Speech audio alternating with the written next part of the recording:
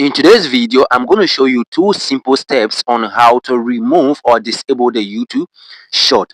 Step 1, open up the YouTube app and tap on the three-dot menu on any of the short and tap not interested.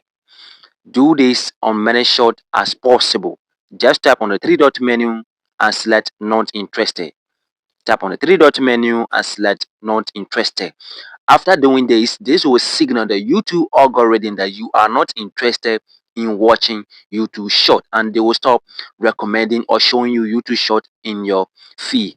Step 2, tap on your profile picture and tap on the setting icon. Tap on time management, tap on short fee limit and set it to 0 minute. This will disable the YouTube short permanently and YouTube will stop showing you short. Thanks for watching and don't forget to hit the like button and subscribe for more useful tips. Bye for now.